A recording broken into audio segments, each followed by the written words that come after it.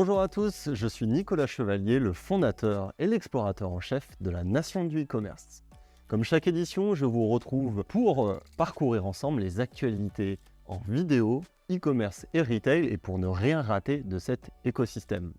Vous l'avez compris, le concept est simple, c'est une dizaine de minutes pour les actualités business et innovation et puis pour découvrir des nouvelles entreprises au cœur de l'écosystème. Je tenais à remercier, comme à chaque épisode, notre fidèle partenaire Spring GDS qui sponsorise ce format vidéo afin de nous aider à proposer les meilleures actualités. Spring GDS, pour rappel, c'est votre solution d'expédition à l'international. Vous pourrez retrouver plus d'informations en commentaire et à la fin de cette vidéo avec la rubrique de notre partenaire. Les actualités e-commerce et retail sont nombreuses, on vous en a sélectionné quelques-unes avec l'équipe e-commerce Nation et dans ce format, on va notamment parler de Intersport qui rachète GoSport, d'Alibaba qui s'associe à L'Oréal contre le gaspillage et puis pour permettre une économie plus circulaire, ou encore Meta qui lance une nouvelle stratégie de paiement sur ses réseaux sociaux Instagram et Facebook, et aussi Amazon qui lance Amazon Anywhere, la boutique intégrée au monde virtuel. Bref, de nombreux sujets à découvrir ensemble, alors ne perdons pas de temps et partons à l'exploration de ces actualités. Attaquons avec la rubrique numéro 1, les actualités business. La première actualité sélectionnée par l'équipe, c'est le rachat de GoSport par Intersport pour environ 35 millions d'euros. Pour information, GoSport était déjà en redressement judiciaire depuis ce début d'année, depuis janvier 2023. Le rachat par Intersport est maintenant officiel depuis le 28 avril 2023. Le coût de l'opération s'élèverait à hauteur de 35 millions d'euros. Et donc, pour vous donner un peu des points de comparaison, le chiffre d'affaires d'Intersport en 2022, c'est 3,3 milliards d'euros. Pour comparer, Decathlon, c'est 4,7 milliards d'euros de chiffre d'affaires aussi en 2022. Donc l'objectif numéro 1, d'après le PDG d'Intersport, Jackie Rouet, c'est de trouver une complémentarité géographique. D'Intersport est faible, notamment sur Paris et en région parisienne. GoSport a un maillage très fort. Du coup, ça implique une complémentarité sur l'aspect retail qui a du sens sur le plan stratégique. Le deuxième objectif pour Intersport, c'est de concurrencer encore plus Decathlon sur le marché du sport d'ici 2025. Une stratégie donc retail sur l'ensemble du territoire, mais on sera curieux d'observer les synergies aussi sur la partie e-commerce. On voulait aussi aborder d'autres sujets au niveau du marché du sport. On le sait que ce milieu a souffert énormément du Covid, et notamment la marque française Courir, qui a été approchée par JD Sport pour une potentielle acquisition. Ce n'est pas encore officiel, mais on vous tiendra au courant sur l'évolution des acteurs, car le marché du sport en France et à l'international évolue très fortement avec des rapprochements stratégiques. La deuxième actualité qu'on vous a sélectionnée, l'actualité business, c'est eBay qui lance une plateforme dédiée à la vente de produits de luxe de seconde main. L'objectif, c'est d'accompagner les marques de luxe sur le marché de la seconde main de l'occasion. On le sait, c'était un sujet, eBay c'est la plateforme de la seconde main qui est réputée, mais sur l'aspect de contrefaçon, il y avait énormément de problématiques. Du coup, c'est de permettre des comptes certifiés pour les marques pour activer des véritables relais de croissance. Ils seront certifiés par la plateforme et le nom de la plateforme sera Certified by Brand. Pour les marques, ça permet d'accéder aux 133 millions d'utilisateurs, d'acheteurs d'eBay et puis à l'ensemble des informations de ces acheteurs.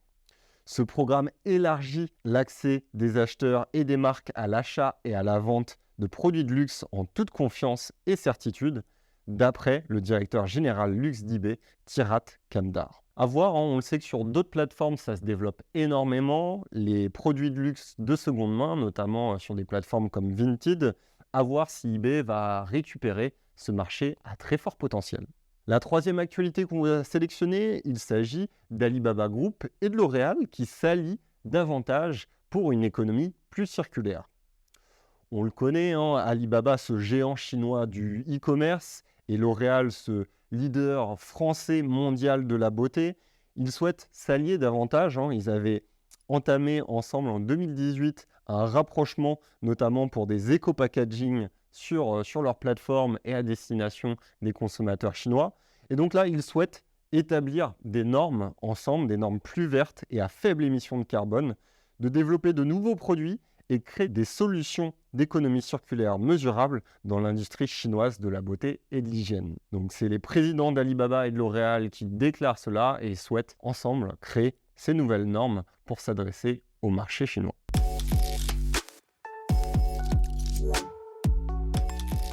Passons maintenant aux rubriques numéro 2, les actualités innovation. La première actualité innovation, c'est Meta qui change sa stratégie de paiement sur Instagram et sur Facebook. Meta a décidé de révolutionner son système de transaction en demandant maintenant aux marchands d'intégrer le paiement directement sur ses plateformes. Ça serait effectif à partir de 2024 aux États-Unis, mais des opérations sont déjà lancées.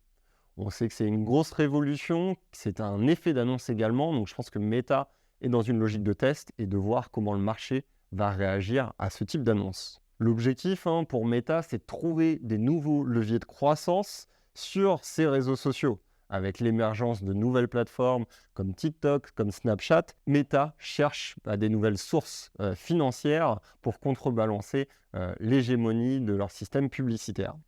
Jusqu'à aujourd'hui, la plupart des boutiques en ligne présentes sur ces plateformes redirigeaient le trafic sur leur site e-commerce et donc convertissaient les ventes sur leur site. Demain, avec cette nouvelle mise en place de paiement, toute boutique présente sur Facebook ou Instagram devra obligatoirement donner la possibilité à ses clients d'y payer directement leur achat sur les plateformes sociales. Un gros changement qui peut impacter les publicitaires, les consommateurs, puisque l'ensemble des données seront hébergées sur ces plateformes sociales. Dites-nous en commentaire ce que vous en pensez, si les marques sont prêtes réellement à convertir sur les plateformes sociales et à abandonner le trafic que ces plateformes peuvent leur ramener, et puis aussi voir si les utilisateurs sont prêts à donner leurs informations de paiement et d'avoir une expérience qui va être totalement concentrée sur ces réseaux sociaux. Par le passé, Meta avait déjà tenté le coup de ce type d'annonce, de pouvoir concentrer toute la chaîne de conversion sur ces plateformes, mais à voir si le marché est prêt à cette nouvelle transition. La deuxième actualité innovation, il s'agit de l'intelligence artificielle puisque eDreams s'associe à Google Cloud pour mettre en place des agents d'intelligence artificielle. eDreams, pour rappel, c'est spécialiste dans l'organisation de voyages en ligne. C'est environ 4 millions de visites par mois sur le site français. Et donc, il se rapproche aujourd'hui de Google Cloud pour ouvrir la voie à de nouveaux développements d'applications et d'outils nourris par l'intelligence artificielle générative. L'objectif, c'est de stimuler leur processus et puis d'améliorer l'expérience client sur leur plateforme e-commerce. L'intelligence artificielle leur permettra notamment d'interagir directement avec leurs clients à travers des agents et en utilisant un langage naturel, c'est-à-dire poser directement ces questions aux agents d'intelligence artificielle pour avoir des recommandations de produits et des recommandations de voyage. En collaborant avec un leader mondial comme Google Cloud, nous faisons un grand pas en avant dans notre mission de révolutionner l'expérience du voyage grâce à la technologie et à l'apprentissage automatique, explique Karsten Bernhard, Chief Technology Officer chez eDreams. Affaire à suivre puisque c'est un usage nouveau de l'intelligence artificielle et on voit que de nombreuses marques et de nombreux acteurs du e-commerce le mettre en place à ce jour. La troisième actualité innovation, il s'agit d'Amazon qui lance Amazon Anywhere, la boutique intégrée au monde virtuel. Depuis le 9 mai, Amazon a lancé sa première boutique in-game, donc intégrée dans des applications de jeux, qui a pour nom Anywhere.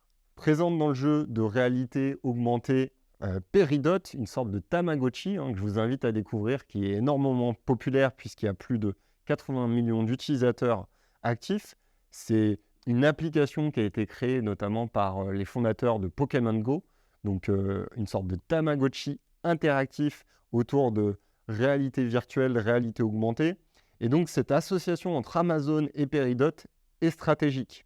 Aujourd'hui, l'utilisateur va pouvoir réaliser un acte d'achat sur la plateforme à travers une technologie d'Amazon. Faire du shopping dans des mondes virtuels était jusqu'à présent limité à des achats de monnaie virtuelle et d'objets numériques, sans moyen facile d'acheter des produits physique. Nous voulons changer ça, explique Amazon dans un communiqué. À voir si l'évolution de cette stratégie et comment encourager la consommation dans un jeu par Amazon va être impactée et refléter une nouvelle source financière dans la croissance du géant américain. Nous arrivons au bout de ces actualités innovation, mais si vous souhaitez en découvrir davantage, vous pouvez retrouver toutes les actualités sur notre site e-commercenation.fr dans la rubrique Actualités pour vous tenir au courant des dernières actualités e-commerce et retail. Je vous propose maintenant de passer à la rubrique numéro 3, les entreprises à découvrir. La première entreprise à découvrir, il s'agit de WeDressFair. C'est une start-up lyonnaise lancée en 2018 qui a pour ambition de trouver une alternative à la mode jetable à la fast fashion. C'est environ 150 000 visites par mois sur son site e-commerce en augmentation depuis janvier. Ils ont un double modèle économique, des commissions sur les produits qu'elle vend sur sa marketplace et une offre retail où elle achète et revend ses articles dans une boutique physique à Lyon.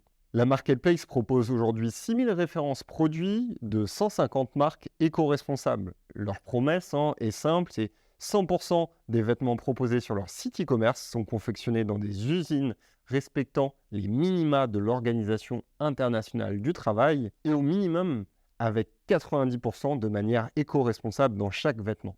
Donc c'est un engagement, une entreprise à mission qui souhaite partager ses valeurs et depuis 2022, ils ont levé 2 millions d'euros pour accélérer leur croissance avec l'ouverture d'une nouvelle boutique, la diversification de leur offre et l'augmentation de leur notoriété. Entreprise à découvrir numéro 2, c'est We The New. L'acteur de référence de la vente de sneakers, notamment avec plus de 1,8 million de visites mensuelles sur sa plateforme, a décidé de lever 20 millions d'euros pour poursuivre sa croissance au niveau international. Quand on parle de sneakers, il s'agit de ces baskets qui sont dans des éditions la plupart du temps limitées, que ce soit des marques comme Nike, Adidas. Et donc cette plateforme permet de regrouper l'ensemble des vendeurs tiers sur leur plateforme pour faciliter l'expérience utilisateur et faciliter la vie des collectionneurs de ces produits de mode. On le sait, c'est un environnement concurrentiel qui représente un marché de 30 milliards d'euros dans le monde. Cet aspect de vente de sneakers, de baskets à édition limitée. C'est intéressant de voir la durée limitée d'un produit et la manière dont ça va se développer, notamment sur la stratégie marketing avec 100 millions d'euros de CA pour la plateforme en 2022. Un modèle qui nous paraît très intéressant puisque cet aspect du luxe, des éditions limitées, devient de plus en plus populaire, notamment sur le marché de la seconde main. La troisième entreprise à découvrir, il s'agit de Botanique. Vous connaissez sûrement cette entreprise Botanique, c'est la jardinerie écologique en ligne et aussi en physique. Près de 670 000 visites sur son site e-commerce en avril. Et donc, Botanique connaît un réel boom, que ce soit en ligne et en physique. Connue pour son engagement RSE, elle a été nommée 7e marque la plus engagée selon les consommateurs français suite à une étude réalisée par Ernst & Young Parthenon. Leur promesse, c'est des potagers 100% bio et français, que des solutions naturelles fabriquées et cultivées en France, une politique zéro déchet avec une production locale. On adhère à ces valeurs et donc ça nous semblait important de mettre la lumière sur cette entreprise qui est un acteur incontournable de la jardinerie. Leur force, c'est notamment leur présence sur les réseaux sociaux, leur capacité de communication sur Instagram, sur LinkedIn pour sensibiliser et démontrer leur engagement avec des messages impactants. N'hésitez pas à me dire en commentaire si vous avez d'autres entreprises avec des belles valeurs ou des beaux projets. Vous pouvez les poster en commentaire, comme ça on pourra les découvrir ensemble sur la prochaine édition du journal du e-commerce. Je vous propose maintenant de passer à la quatrième rubrique, la personnalité du moment. Pour cette personnalité, on a choisi avec l'équipe de s'orienter vers la nouvelle directrice générale France de Leroy Merlin, Agathe Monpeilly. Cela sera officiel le 1er septembre prochain. À 28 ans, elle succède à Thomas Boré, qui était en place depuis 2014, qui deviendra directeur du développement international pour le groupe ADO. Elle est actuellement directrice générale Grèce et Chypre et gère 8 magasins physiques. Donc une belle évolution pour Agathe dans le cadre de ses nouvelles responsabilités. Elle aura pour mission de renforcer l'attractivité de la marque, qui fait partie du top 3 des enseignes préférées des Français depuis plusieurs années, et de développer bien sûr le chiffre d'affaires et des nouvelles offres. Pour information, Leroy Merlin France a généré en 2022 un volume d'affaires de 8,8 milliards d'euros, soit plus 5,6% qu'en 2021. On souhaite plein de bonnes choses à Agathe pour le développement de ses nouvelles responsabilités et de l'entreprise qui est Leroy Merlin. On passe maintenant à la rubrique numéro 5, l'actualité d'e-commerce nation. Pour cette rubrique, on vous a sélectionné notre journée incontournable, le Expérience du mardi 26 septembre 2023.